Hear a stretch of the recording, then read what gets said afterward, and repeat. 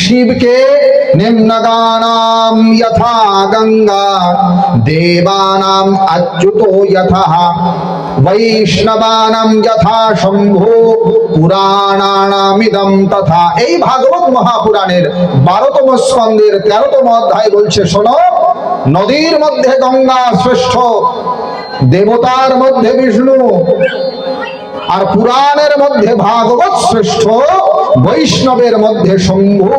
বলিয়ে শিব শম্ভু ভগবান কি। বৈষ্ণবানাম যথা শম্ভু, শিবের মতো বৈষ্ণব না কখনো হয়েছে, না এখন আছে, না অনন্তকালে কখনো হবে। এই জন্য শিবের কৃপা যদি কেউ না পায়, তার বৈষ্ণব হওয়া কোনোদিন হবে না। যে শিবের ভজনা করে না, তার ভেতরে বৈষ্ণবত্ব আসতে পারে না, ভগবত ভক্তি আসতে পারে না, কৃষ্ণ ভক্তি আসতে পারে না। আগে শিবের ভজনা করো। গৌরাঙ্গ মহাপ্রভু চৈতন্য ভাগবতে সাবধান করে বলেছেন, যে শিবের ভজনা করে না, শিবের পূজা করে না, সে যেন আমার পূজা করতে আসে না। বৈষ্ণবানাম যথা শম্ভু, হর পার্বতীর কৃপা লাভ করলে পরে তবেই না গোবিন্দের কৃপা পাওয়া যায়। এজন্য শিবের প্রার্থনা করুন, শিবের স্তুতি করুন, হৃদয়ে বৈষ্ণবত্ব জাগবে।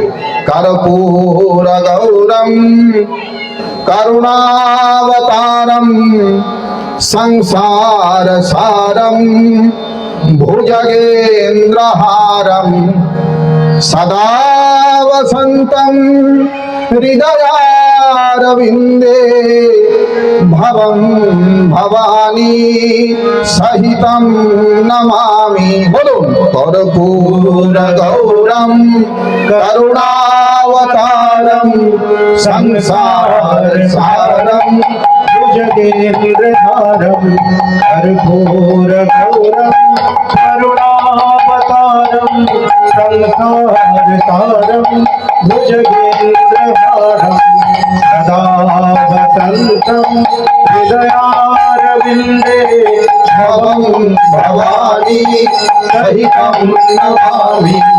ভবং ভবানী সহিতম নমামি।